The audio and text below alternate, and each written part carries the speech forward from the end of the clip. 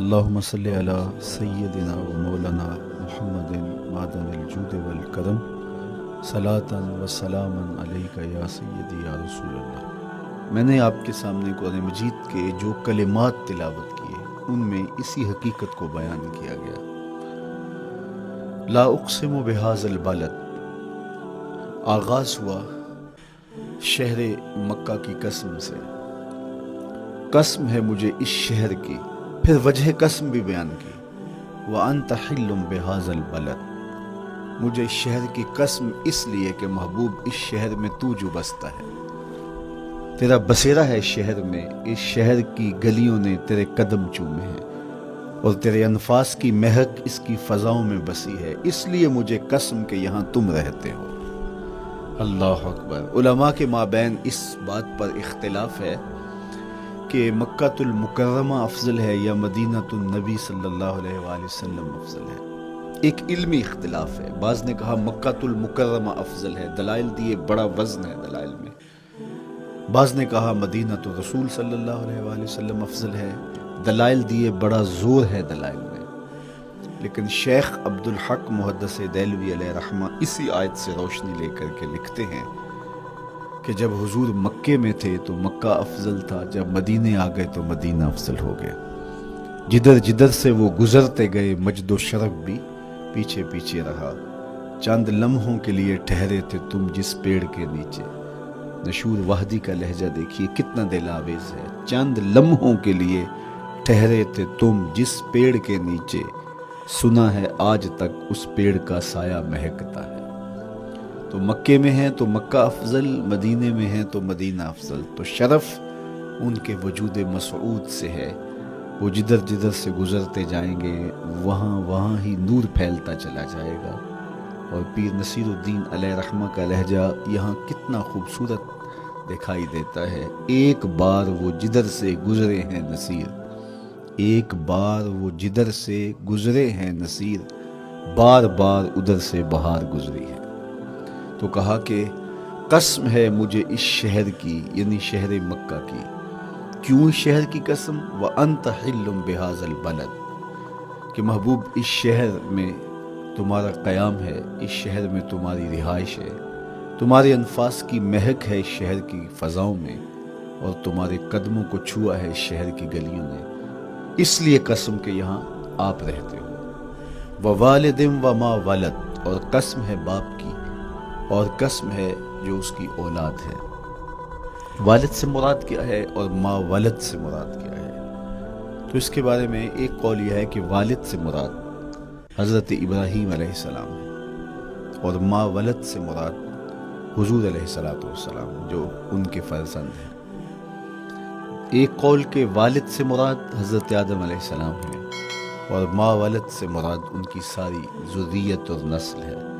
تیسرا قول کہ والد سے مراد حضور علیہ السلام ہے، اور ماں ولد سے مراد حضور علیہ السلام کی ساری امت، حضور علیہ السلام کی ساری آل اطرت، حضور کے اصحاب۔ لیکن علماء نے پہلے قول کو ترجیح دی کہ مکہ المکرمہ کی قسم کی گئی تو پھر مناسبت بنتی ہے کہ حضرت ابراہیم کا ذکر بھی ہو، تو اس لیے والد سے مراد حضرت ابراہیم ہے، اور ماں ولد سے مراد حضور علیہ السلام کی ذات ستودہ صفات۔ تو تین چیزیں ہوئیں جن کی قسم کی گئی۔ سب سے پہلے شہر مکہ کی قسم کی گئی، پھر حضرت ابراہیم علیہ السلام کی قسم کی گئی، اس کے بعد حضور علیہ السلام کے مبارک وجود کی قسم کی گئی۔ تین قسمیں کر کے کہا کیا گیا، چونکہ جو خالی و ذہن شخص ہو، جب اس کو کوئی بات بیان کی جائے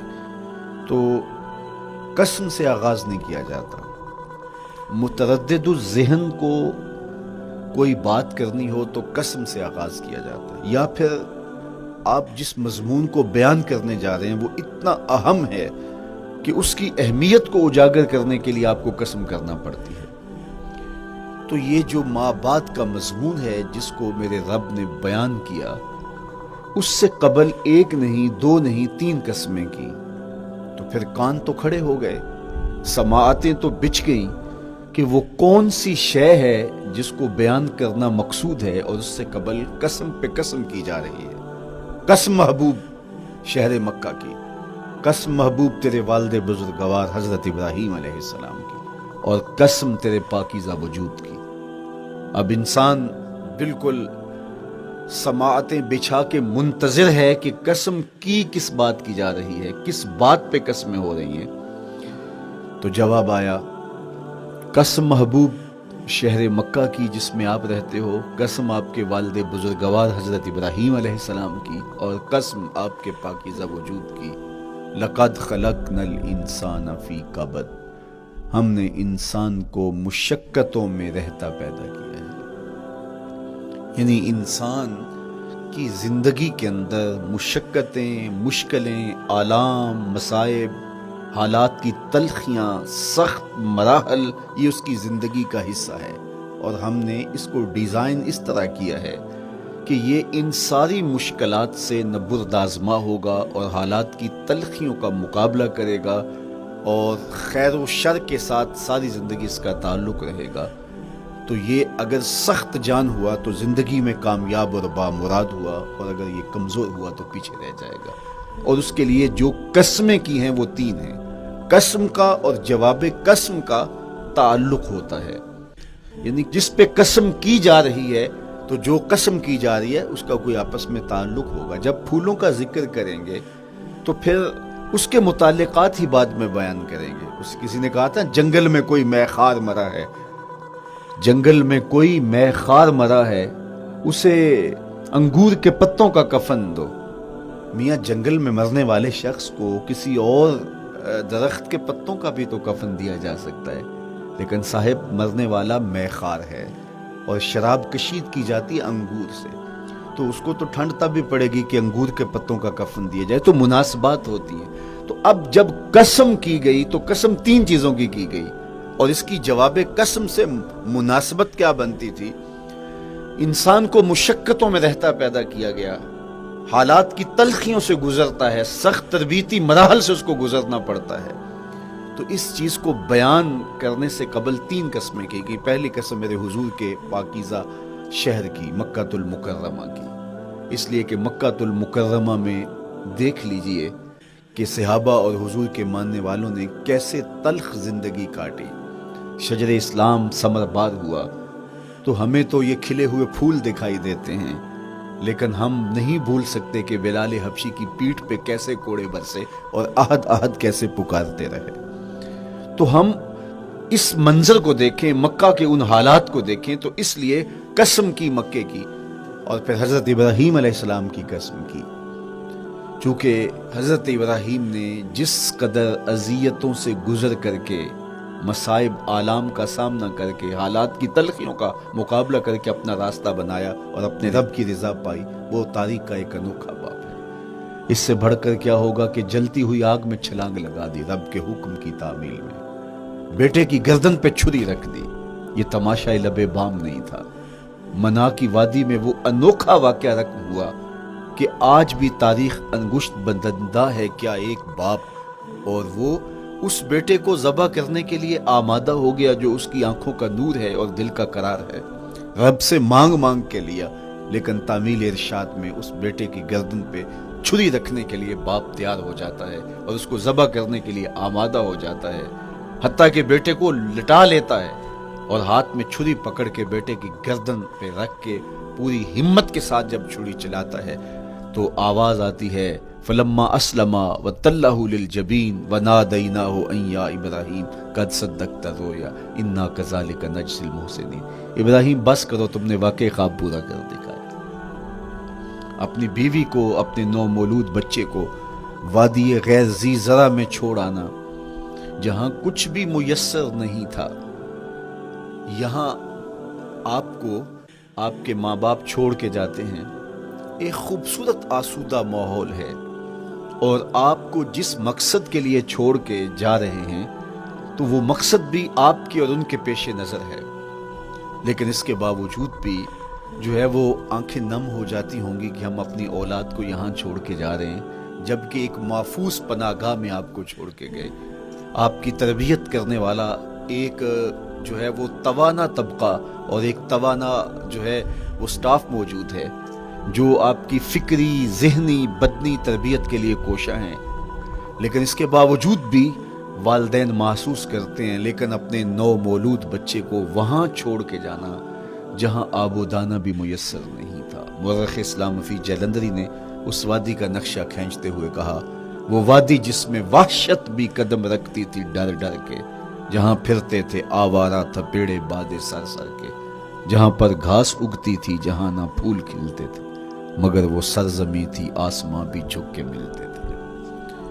تو اس وادی میں چھوڑ کے آنا، حضرت ابراہیم نے جو امتحانات دیے، اس لیے ان کی قسم کی، چونکہ جواب قسم کا تعلق بنتا ہے تو قسم ابراہیم کے پاکیزہ وجود کی کہ جنہوں نے دکھ سہے، تکالیف آلام گوارا کی، لیکن پائے ثبات میں لغزش نہیں آنے دی۔ تیسری قسم میرے حضور کے پاکیزہ وجود کی فرمایا جتنے دکھ مجھے دیے گئے، جتنی اذیتیں مجھے پہنچائی گئی، اتنی کسی کو نہیں دی گئی۔ پیدا ہوئے تو حضور کے باپ کا سایہ سر پہ نہیں تھا، پھر اس کے بعد حضور مختلف مراحل سے گزرے۔ 6 سال کی عمر میں ماں کا انتقال ہو گیا۔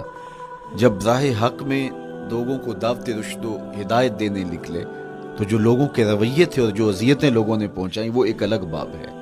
مکے کی گلیوں سے لے کے طائف کے بازاروں تک جن اذیتوں سے میرے حضور گزرے، ام المومنین سیدہ عائشہ رضی اللہ تعالیٰ عنہ فرماتی ہیں، ایک دن حضور کی بارگاہ میں حاضری تھی تو ہم نے عرض کیا، حضور کیا احد کے دن سے سخت دن بھی زندگی میں کبھی گزرا ہے؟ صحابہ کی نظر میں اس دن سے سخت دن کبھی زندگی میں نہیں آیا، اس لیے کہ جب 70 صحابہ کی لاشیں پڑی تھیں، حضور کے چچا حضرت امیر حمزہ شہید کر دیے گئے، اور نہ صرف انہیں شہید کیا گیا، ان کا مسئلہ کیا گیا، اعضائے بدنیاں کاٹ دیے گئے، ناک کاٹ لی گئی، زبان کاٹ لی گئی، بدن چیر کے کلیجہ نکالا گیا، اور پھر ان اعضاء کا ہار پرویا گیا، اور ہندا نے گلے میں ڈال کے رقص کیا، آنکھوں میں نیزے چبھوئے گئے۔ تو یہ دردناک دن تھا۔ تو حضور کے سر انور پہ سفید رنگ کی پٹی بندھی تھی اور چشمان رحمت میں آنسو تھے، اور بار بار فرماتے تھے، ما فعل امی، میرے چچا کی کہانی سناؤ۔ تو یہ دردناک دن تھا جو صحابہ نے اپنی آنکھوں سے دیکھا۔ تو انہوں نے کہا، حضور کیا احد کے دن سے سخت دن بھی کبھی زندگی میں آیا؟ ان کا خیال تھا کہ حضور فرمائیں گے ہاں یہ میرا زندگی کا مشکل ترین اور سخت ترین دن تھا، لیکن حضور نے فرمایا، ہاں عائشہ، جب طائف کے بازاروں میں تیری قوم نے مجھے پتھر مارے تو یہ دن احد کے دن سے بھی سخت تھا۔ حضور ان کے 3 سرداروں کے پاس پیغام حق لے کے گئے، لیکن انہوں نے آگے سے جو رویہ اختیار کیا وہ اتنا اذیت ناک تھا۔ حضور نے فرمایا کہ ٹھیک ہے، میں تمہاری خیر خواہی کا جذبہ لے کے تمہارے تک پہنچا ہوں، تم نے میری دعوت کو قبول نہیں کیا، تمہاری مرضی، تمہارا مقصود، چلو اب یہ بات میرے اور تمہارے درمیان رہنی چاہیے، اس بات کو راز رہنا چاہیے، اہل مکہ تک یہ بات نہ پہنچے۔ انہوں نے کہا، ہم کیوں راز رکھیں، بلکہ اوباشوں کے ہاتھ میں پتھر دے دیے، اور حضور جب واپس ہونے لگے تو وہ حضور کے پاؤں پہ سنگزنی کرتے، حضور اپنا ایک پاؤں اٹھاتے تو دوسرے پاؤں پہ مارتے، شدت درد اور احساس کرب سے حضور بیٹھ جاتے تو ان کے غنڈے دائیں بائیں سے بڑھتے اور کندھوں سے پکڑ کے حضور کو اٹھاتے اور مشق سنگزنی کرتے، نالین خون سے بھر گئے، لخت لخت زخمی ہوا۔ اللہ اکبر، کیا دردناک لمحے تھے، کیا تکلیف بھری گھڑیاں تھیں۔ تو کہا کہ جب طائف کے بازاروں میں تیری قوم نے مجھے پتھر مارے تو یہ دن احد کے دن سے بھی سخت تھا۔ اچھا، جب حضور پر اس طرح آلام و مصائب ٹوٹ پڑے تو حضور کے ساتھ جو صحابہ تھے انہوں نے کہا، حضور ان کے لیے بد دعا کر دیجیے۔ تو میرے حضور بولے، میں رحمت بن کے آیا، میں رحمت بن کے آیا۔ اللہ اکبر، ان کا تقاضا پہم بڑا تو حضور کے ہاتھ اٹھ گئے، اور پھر حضور نے جو کہا سنیے، اللہم اہد قومی فإنہم لا یعقلون، اے اللہ میری قوم کو ہدایت دے دے، یہ مجھے جانتے نہیں، اگر جانتے تو ان کا میرے ساتھ یہ رویہ نہ ہوتا۔ تو پتھروں کے جواب میں دعائیں دینا پیغمبروں کا حوصلہ ہوتا ہے۔ اللہ اکبر، مورخ اسلام فی جلندری نے کیا خوبصورت پیرائے میں نقشہ کھینچا کہ حضور ہاتھ اٹھا کے دعا مانگ رہے ہیں، الہی کرم کر کو سارے طائف کے مکینوں پر، الہی پھول برسا ان پتھروں والی زمینوں پر۔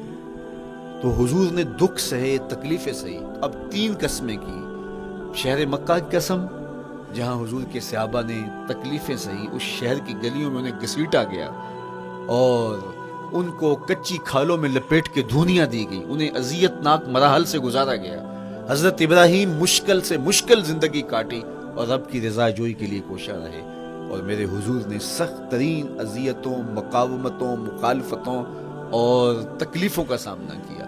تو ان تین چیزوں کا حوالہ دے کر، ان تین چیزوں کی قسم کر کے اب انسان کو بتایا جا رہا ہے کہ تم مشکلات سے تمہیں گزرنا پڑے گا، حالات کی تلخیاں تمہیں سہنی پڑیں گی، کسی مرتبے تک پہنچنے کے لیے تمہیں پھر تکلیفوں کی راہ اختیار کرنی پڑے گی۔ تم کون ہوتے ہو؟ میرا محبوب ہو تو تکلیفیں وہ بھی اٹھائے، دو جہاں کا مالک ہو اور طائف کے بازاروں میں اس کے پاؤں پہ بھی پتھر پڑیں، اور کونین کا سردار ہو اور ان کے اوپر اوجری ڈال دی جائے، کائنات کا مالک ہو اور ان کو مکے کی گلیوں کے اندر ان کے گلے میں عقبہ بن ابی معیط کپڑا ڈالے اور تاؤ دے، تو کیا ان مشکلات سے تم بچ سکتے ہو؟ جب تم کسی منزل تک پہنچنا چاہتے ہو تو پھر یہ حوالے ماضی کے دیکھ لو، تین قسمیں کر کے اس حقیقت کو بیان کیا۔ ابراہیم علیہ السلام کے وجود کو دیکھ لو، حضرت مصطفیٰ کریم علیہ السلام کی ذات ستودہ صفات کو دیکھ لو، اور مکے کی گلیوں میں صحابہ کے ساتھ جو ظلم اور جبر ہوئے اور انہوں نے جو مصیبتیں اور مشقتیں کاٹی وہ ساری دیکھ لو۔ تو تین قسمیں کھا کر کے کہا کہ بے شک انسان مشقتوں میں رہتا پیدا کیا گیا ہے۔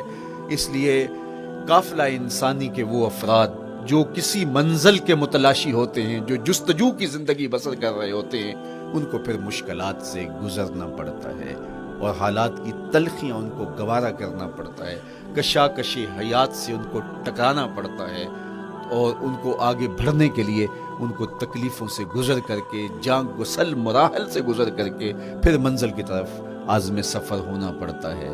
کیا میں نے اس خاکدان سے کنارہ، جہاں رزق کا نام ہے آب و دانہ، پلٹنا جھپٹنا جھپٹ کر پلٹنا، لہو گرم رکھنے کا ہے ایک بہانہ، پرندوں کی دنیا کا درویش ہوں میں کہ شاہی بناتا نہیں آشیانہ۔ تو زندگی مشکل مراحل سے گزر جانے کا نام ہے۔ اقبال نے کہا تھا ہے شباب اپنے لہو کی آگ میں جلنے کا نام۔ یہ زندگی آسان نہیں ہے، یہ حالات کی تلخیوں کا مقابلہ کرنے کا نام ہے، یہ ضبط نفس کا نام ہے، یہ اپنے من کی تربیت کا نام ہے۔ حضرت امام راضی سائت کریمہ کے تحت لکھتے ہیں کہ جب بچہ شکم مادر میں ہوتا ہے تو وہ تین پردوں میں ہوتا ہے، ایک جھلی کا پردہ، ایک رحم مادر کا پردہ اور ایک پیٹ کا پردہ۔ تو تین پردوں میں وہ بیچارہ بڑی عجیب سی حالت میں ہوتا ہے۔ یہ اس کا پہلا مرحلہ ہے تخلیق کے بعد، اس کے بعد پیدائش کا دوسرا مرحلہ ہے، یہ زچہ بچہ دونوں کے لیے موت و حیات کے مرحلے ہوتے ہیں۔ اس کے بعد وہ پیدا ہوا، اس دنیا پہ آیا تو اس کی مشکل کیا ہے؟ زبان ہے بولنا نہیں جانتا، دیکھتا ہے پہچان نہیں سکتا، سنتا ہے سمجھ نہیں سکتا، ہاتھ ہیں پکڑ نہیں سکتا، ٹانگیں ہیں چل نہیں سکتا۔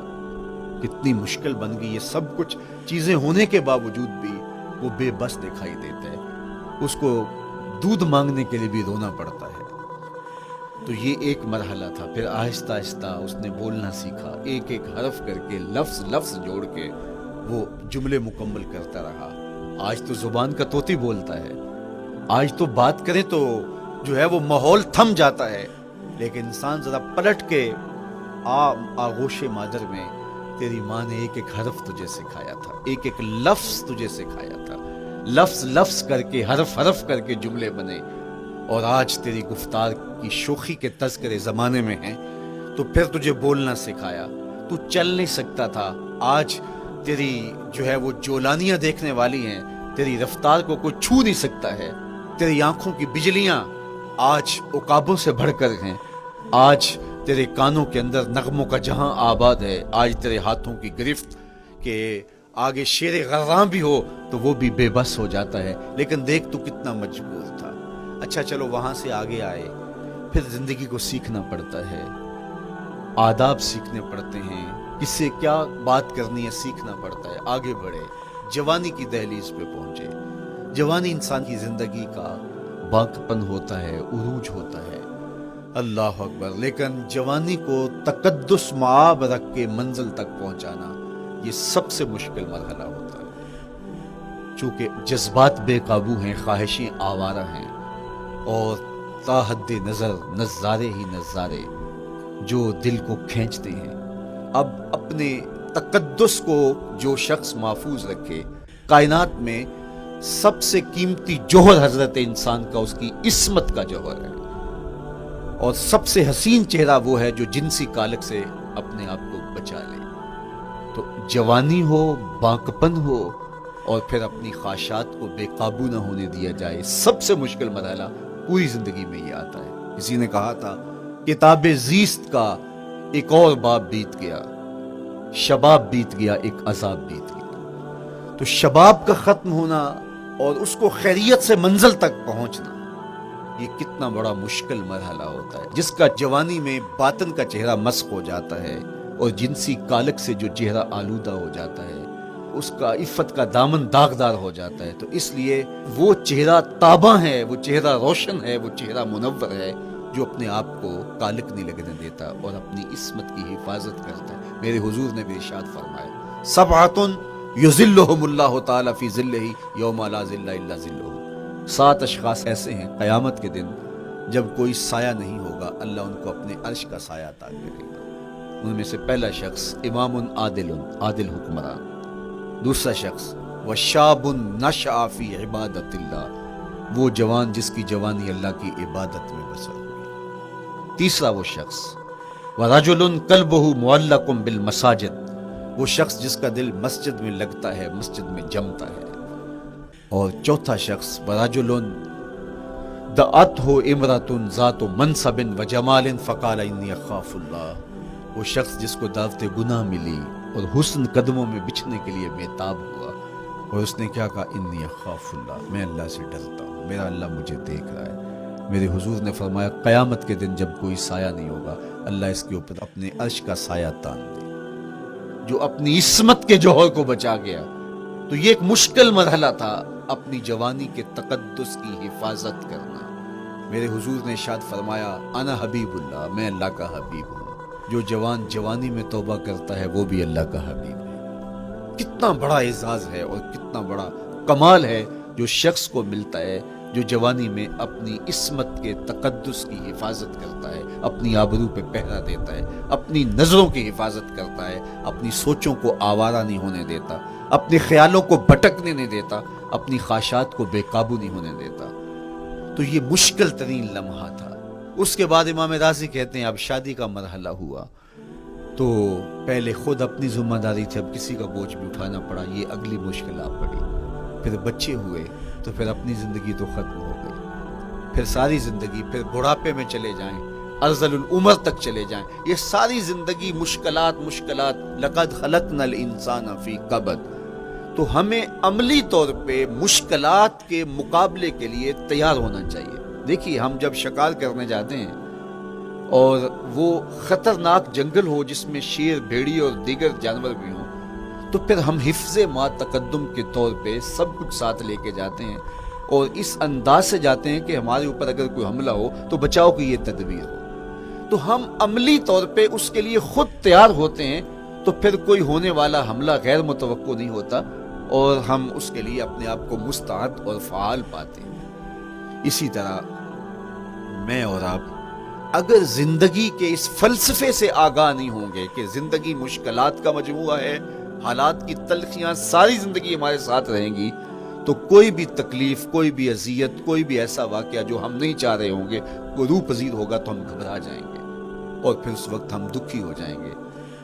اس لیے ہمیں یہ قرآن نے سکھایا ہے کہ تم عملی طور پہ زندگی کی سختیوں کا مقابلہ کرنے کے لیے آمادہ اور تیار ہو جاؤ۔ قرآن مجید میں جو صبر کا لفظ ہے اس کا مفہوم یہ ہے کہ حالات کی جو تلخیاں تمہارے اوپر آتی ہیں، وہ غربت بھی ہو سکتی ہے، وہ بیماری بھی ہو سکتی ہے، وہ لوگوں کی عداوت اور دشمنی بھی ہو سکتی ہے، وہ اور بہت ساری چیزیں ہوتی ہیں، وہ جنگوں کی حالت کا بپا ہو جانا اور تمہارا دشمنوں کے نرغے میں گر جانا، یہ سب کچھ ہو سکتا ہے۔ تو اس کے اوپر استقامت کے ساتھ تم کھڑے رہو اور تم ان کو برداشت کرنے کی اپنے اندر ہمت اور حوصلہ رکھو، تو پھر وہ تمہارا صبر ہوگا، اور یہ قوت اگر تمہارے اندر پیدا ہو جاتی ہے تو پھر تمہاری زندگی آسان اور سوکھی ہو جاتی ہے۔ لیکن اگر یہ دولت تمہیں نصیب نہیں ہوتی تو پھر ساری زندگی دکھوں اور شکموں سے بھری رہتی۔ اس لیے ہمیں یہ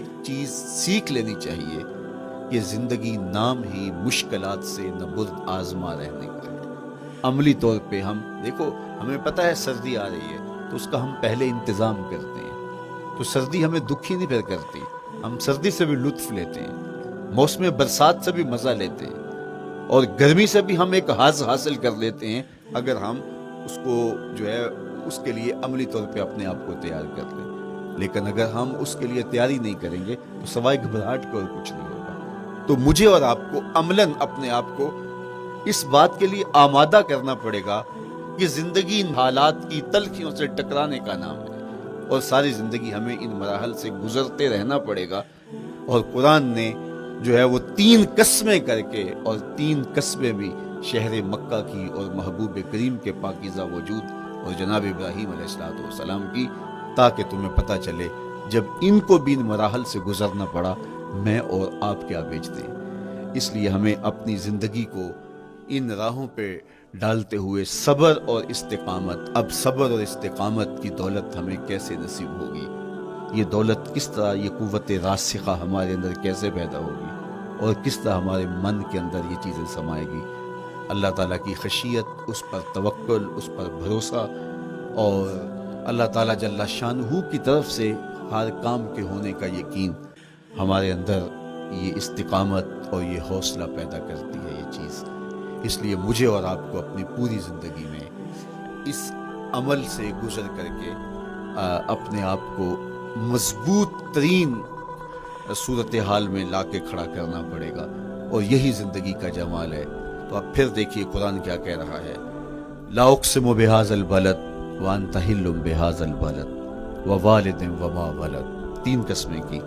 اس کے بعد ارشاد فرمایا لقد خلقنا الانسان فی کبد، ہم نے انسان کو مشکلوں میں، مصائب میں، آلام میں رہتا ہوا پیدا کیا۔ کہتے ہیں جب حضرت انسان کی تخلیق ہوئی تو اس کا خمیر جب گویا جا رہا تھا تو اس کے اوپر 39 دن تک آزمائشوں کی، دکھوں کی، تکلیفوں کی بارش ہوئی، اور ایک دن خوشیوں اور مسرتوں کا بھی برسا۔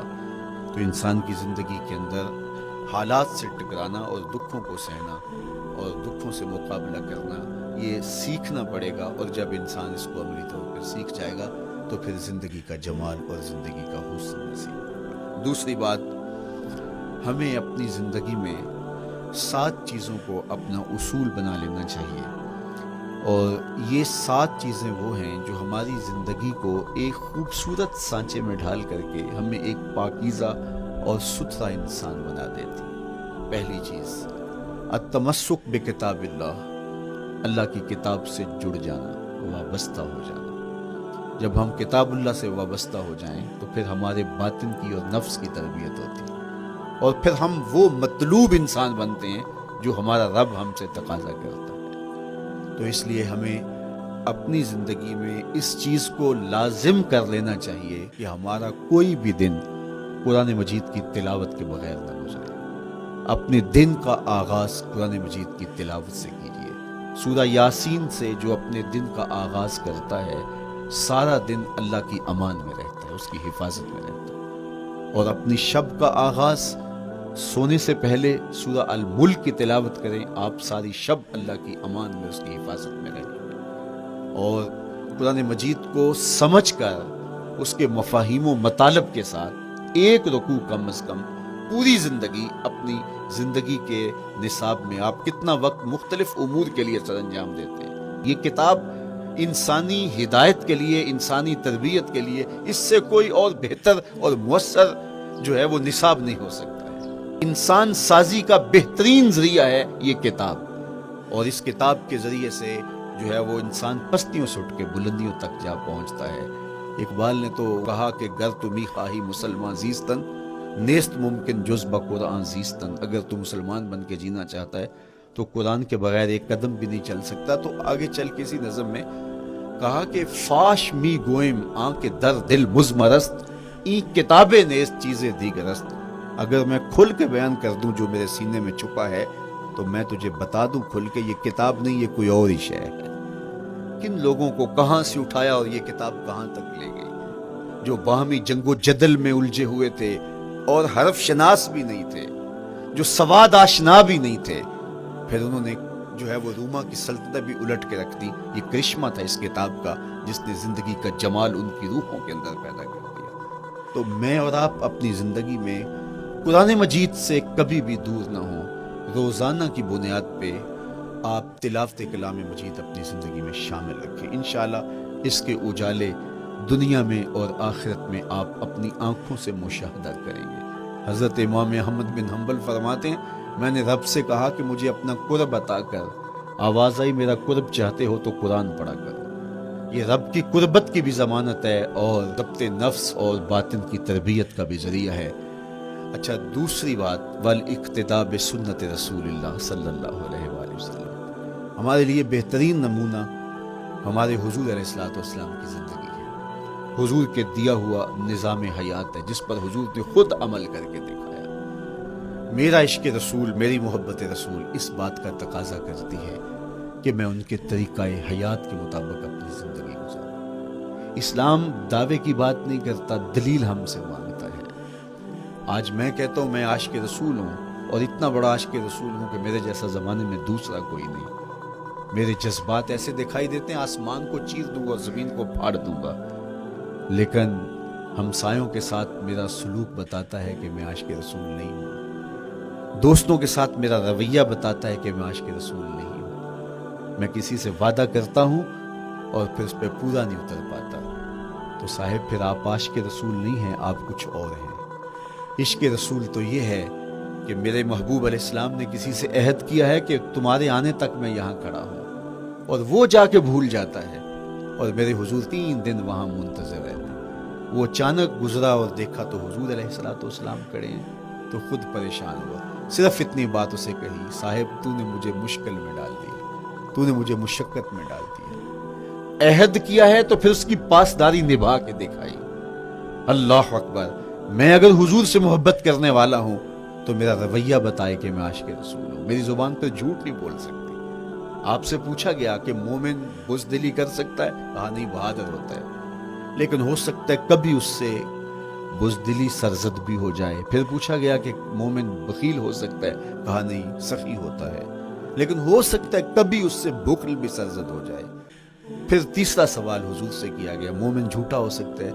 फरमाया झूठा नहीं हो सकता। ये पक्की बात है कि मोमिन झूठ नहीं बोल सकता। मैं और आप अपने रवैयों में देखें कि हम खड़े कहाँ हैं। आज हम उन जगहों पे भी झूठ बोलते हैं जहां झूठ बोलना हमारी मजबूरी भी नहीं होती, क्योंकि ये हमारी फितरत सानिया और आदत बन चुका है और हम इसको बुरा ही नहीं समझते। जबकि झूठ जब कोई शख्स बोलता है, हदीस पाक में आता है, उसके मुंह से बदबू निकलती है, रहमत के फरिश्ते 1 मील दूर हट जाते हैं। और सवेर से शाम तक जब हमारे मामूलात ये हों तो फिर हम कहाँ खड़े हैं और रहमत के फरिश्ते कहाँ खड़े हैं? तो हुजूर अलैहिस्सलातु वस्सलाम की सुन्नत का इत्तिबा हुजूर की मोहब्बत की दलील होगी। इमाम कुर्तबी ने लिखा है, अल्लाह की मोहब्बत का कोई दावा करे तो क्या दलील होगी कि ये वाकई मुहिब इलाही है? तो कहा, अल्लाह से मोहब्बत का दावा करने वाले के लिए दलील ये है कि वो कुरान से प्यार करे। कुरान से प्यार और कुरान से मोहब्बत की दलील यह है कि हुजूर का प्यार सीने में रखे। हुजूर से मोहब्बत की दलील यह है कि सुन्नत रसूल से प्यार करने वाला, और सुन्नत रसूल से प्यार करने की दलील यह है कि बिदआत से इज्तिनाब करने वाला। हर वो तरीका जो मेरे हुजूर ने नहीं दिया उसको इख्तियार न करे, उस तरीके को इख्तियार करे जो हुजूर अलैहिस्सलातु वस्सलाम का अता करते। तीसरी बात, अक्लुल हलाल। ये वो बुनियादी उसूल है जो हमारी जिंदगियों में उतर जाने चाहिए और हम एक साले और खूबसूरत इंसान बन के इस मुआशरे का हिस्सा बन सकते हैं। अक्ल हलाल जिंदगी में शामिल हो तो जिंदगी को जमाल नसीब होता है और बातिन और जाहिर को तमानियत नसीब होती है। अगर रिस्क पाक नहीं है तो आप काबे भी जाएं तो वहां भी आप महरूम पलटेंगे। मेरे हुजूर अलैहिस्सलातु वस्सलाम ने फरमाया, एक बंदा लंबा सफर करके गया, अश अकबर के लफ्ज हैं, उसके बाल बिखरे हुए हैं, सफर की गर्द पड़ी हुई है और लिबास भी फटा हुआ है, शिकस्ता हालत, परागंदा सूरत, और खड़ा है काबतुल्लाह के सामने। ये मुद्दो यदै है, दोनों हाथ लंबे कर करके दुआ मांग रहा है और کیا کہتا ہے؟ اے اللہ و مطعمہ حرام و مشربہ حرام و ملبسہ حرام و غذی بالحرام. فرمایا اس کا کھانا حرام کا ہے، اس کا پینا حرام کا ہے، اس نے جو لباس پہنا ہے وہ حرام کا ہے. میرے حضور فرماتے ہیں بتاؤ اس کی دعا کیسے قبول ہوگی؟ اب لمبا سفر کاٹ کے حرم کعبہ میں پہنچے، غلاف کو پکڑ پکڑ کے دعائیں کر رہا ہے، لمبے لمبے ہاتھ کر کے دعائیں مانگ رہا ہے، ملتزم سے لپٹا ہوا ہے، حتیم میں سجدہ ریز ہو کے رو رو کے دعائیں مانگ رہا ہے، لیکن دعا قبول نہیں ہوتی. کیوں؟ اس لیے کہ اس کے پیٹ میں لقمہ حرام کا ہے، اس کے بدن پہ لباس حرام کا ہے. تو اسلام نے جتنا زور حلال کمانے، حلال کھانے اور حلال اختیار کرنے پر دیا ہے، تو ایک مومن اگر اسلام کے مبادیات سے بھی آگاہ ہو تو اس کی تو زندگی کے اندر جو ہے وہ حرام گھس ہی نہیں سکتا ہے، بلکہ وہ مشکوک سے بھی اجتناب کرے. چوتھی چیز کف الاذی. اپنے آپ کو ایسا بناؤ کہ تمہارے وجود سے کسی کو ضرر اور تکلیف نہ پہنچے. ہمارا اسلام تو ہمیں یہ بتاتا ہے کہ تم پیاز یا لہسن کھا کے مسجد میں نہ جاؤ کہ تمہارے منہ سے جو سمیل آتی ہے اس سے کسی کو تکلیف نہ پہنچے. تو یہ اسلام کی دی ہوئی تعلیمات ہیں کہ مسجد میں بھی جانا ہے تو اپنے آپ کو دیکھو کہ تمہاری حالت کیا ہے، تمہاری وجہ سے کسی کو تکلیف نہ پہنچے. تمہارے رویے اتنے خوبصورت ہوں، تمہارے ہمسائے بتائیں کہ یہ واقعی مسلمان ہے. مسلمان کی تعریف کی گئی، المسلم من سلم المسلمون من لسانہ و یدہ. مسلمان کون ہے؟ جس کے ہاتھ سے، جس کی زبان سے دوسرا مسلمان بھائی محفوظ ہے، تو وہ مسلمان ہے. اللہ اکبر. ہم یہ جو کہتے ہیں السلام علیکم، اس کو کہتے ہیں تحیت المسلم، مسلمان کا تحیت. تو اس میں اس کے معنی پہ غور کریں تو ہم اس کو ضمانت دے رہے ہوتے ہیں، السلام علیکم، تیرے اوپر سلامتی ہو. تو ہم اپنی جانب سے اسے ضمانت دیتے ہیں، میرے بھائی میری طرف سے تیری عزت، تیری جان، تیری آبرو سلامت ہے. اب میری جانب سے تو پریشان نہیں ہونا، میں تجھے سلامتی کی ضمانت دیتا ہوں. اور وہ آگے سے کیا کہتا ہے؟ وعلیکم السلام. میرے بھائی پھر میری جانب سے بھی تیرا سب کچھ محفوظ ہے. اگر سلام کا مفہوم اچھی طرح ہماری روحوں میں اتر جائے تو پھر ایسا ہو نہیں سکتا کہ ہم جس کو السلام علیکم کہہ دیں پھر اس سے ہم دھوکہ کریں یا اس کی آبرو پہ حملہ آور ہوں یا اس کے مال پہ حملہ آور ہو جب السلام علیکم کہہ دیا. کیونکہ جو ہمیں لفظ بولنے کے لیے کہا گئے اس کے پیچھے فلسفہ لفظ ہوگا. یہ پھول ہیں، ان کو دیکھ کر سبحان اللہ کہنے کا کہا گیا ہے. پہاڑوں کو دیکھ کے اللہ اکبر کہنے کا کہا گیا ہے. پہاڑوں کو دیکھ کے سبحان اللہ کہہ دیں اور پھولوں کو دیکھ کے اللہ اکبر کہہ دیں، ایسا کیوں نہیں کہہ دیتے؟ لیکن نہیں، اس لیے کہ جب پہاڑوں کو دیکھتے ہیں تو دل میں ان کی ہیبت پیدا ہوتی ہے. اتنے بڑے پہاڑ، سمندر کو دیکھتے ہیں تو اس کی ہیبت پیدا ہوتی ہے. اتنا بڑا سمندر تا حد نظر پھیلا ہوا، تو جب اس کی بڑائی پیدا ہونے لگتی ہے تو فوراً پلٹایا گیا اللہ کی بڑائی کی طرف اور کہا بول اللہ اکبر، یہ نہیں میرا اللہ بڑا ہے. اور پھول کو جب دیکھا تو اس کی لطافت کی طرف الجھنے لگے، کتنا خوبصورت ہے، درزوں میں کیسے خوشبو بسی ہوئی ہے، کیسے رنگ ہیں، کیسے جمال ہیں. اللہ اکبر. وہ کیا کسی نے کہا تھا نا کہ درزوں کی لطافت میں خوشبو نے اماں پائی، گل چیرنے والے نے کس شان سے چیرا ہے. تو کیا کمال ہے یار، کیا پتیاں ہیں، کیا رنگ ہے، کیا خوبصورتی ہے، کیا لطافت ہے. الجھنے لگے، کہا بول سبحان اللہ، یہ کیا ہے جس نے رنگ بھرے ہیں وہ پاک ہے. تو تیرا دل الجھ نہ جائے. تو جو ہم بولتے ہیں لفظ جہاں بھی بولتے ہیں اس کے پیچھے ایک فلسفہ ہوتا ہے. السلام علیکم یہ تحیت المسلم ہے. جب ہم کسی کو کہتے ہیں السلام علیکم تو اس کو ہم نے ضمانت دے دی، بس بات ختم. اب جو ہے وہ میری جانب سے تو محفوظ ہے. لیکن ہم سلام بھی لے رہے ہوں گے اور ہاتھ بھی کاٹ رہے ہوں گے اور اس کی جیب بھی کاٹ رہے ہوں گے، پھر سلام نہیں لیا، ہم نے منافقت کی. تو کف الاذی چوتھی چیز. اور پانچویں چیز اجتناب المعاصی، گناہوں سے اپنے آپ کو بچا کے رکھنا. نیکی کرنا بہت اہم ہے، لیکن نیکی کرنے سے زیادہ ہم اپنے آپ کو گناہوں سے بچاتے ہیں. چونکہ شر کی قوتیں ہمارے ساتھ جڑی ہوئی ہیں، اس لیے اپنے آپ کی حفاظت جب ہم کریں گے تو ہم ایک اچھی صورت میں آگے بڑھیں گے. اور چھٹی چیز وہ ہے التوبہ. توبہ تسلسل کے ساتھ کرتے رہیے. یہ تصور کہ بڑھاپے میں توبہ کریں گے، یہ تصور کہاں سے آیا؟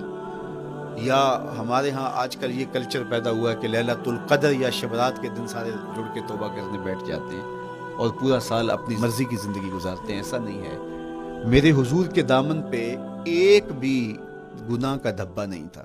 ہم نبیوں کی عصمت کے قائل ہیں، کسی نبی پر کوئی گناہ کا دھبا نہیں ہوتا. اگر اس امکان کو بھی تسلیم کر لیا جائے تو ساری شریعت مشکوک ہو جاتی ہے. لیکن اس کے باوجود حضور فرمایا میں دن میں اللہ سے 100 بار توبہ کرتا ہوں, ایک دن میں 100 مرتبہ توبہ کرتا ہوں. میں اور آپ دیکھیں کہ ہم کیا اس معمول کو اپنی زندگی میں شامل کیے ہوئے ہیں. جب انسان توبہ کرتا ہے, جب غسل کر لیتا ہے نا ایک دفعہ, تو پھر وہ بچ بچ کے چلتا ہے کہ کوئی گرد دوبارہ پڑ نہ جائے, اور جب وہ لتھڑا ہوا ہو تو پھر اس کو پرواہ بھی نہیں ہوتی. اس لیے ہمیں بار بار غسل کرنے کی, بار بار توبہ کرنے کی تلقین کی گئی ہے تاکہ ہم پھر نئے گناہوں سے بچتے رہیں گے. تو اپنی زندگی میں توبہ کا تسلسل کیجیے, شام سویرے صبح بار بار اللہ سے توبہ کی اور رجوع کیجیے.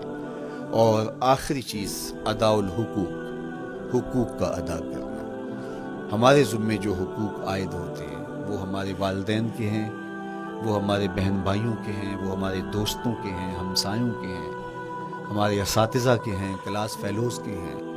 وہ حقوق حتیٰ کہ جانوروں کے کیوں نہ ہوں, تو ان حقوق کو ہم ادا کرنے والے, دستبردار نہیں ہو سکتے ہم ان حقوق سے. یہ مومن کی زندگی ہے, یہ ہمارا نظم حیات ہے, یہ اسلام کا دیا ہوا منشور ہے, یہ طریقہ زندگی ہے کہ ہم ایک ایک کے حق کو ادا کرتے ہوئے اپنی زندگی کو بسر کریں. بالخصوص میں طلباء سے مخاطب ہوں کہ یہ عمر تربیتی اعتبار سے سب سے اہم عمر ہے. سیدنا علی المرتضیٰ رضی اللہ تعالیٰ عنہ فرماتے ہیں کہ 15 سال سے لے کر کے 20 سال تک کی عمر میں انسان کے نظریات پختہ ہوتے ہیں اور اس کی عادتیں جمتی ہیں. یہ دوسرے کہتے ہیں 13 سے 19 سال تک کی عمر, وہ کہتے ہیں یہ بڑی اہمیت کی حامل ہے. تو ان 13 سے 19 سال یا 15 سے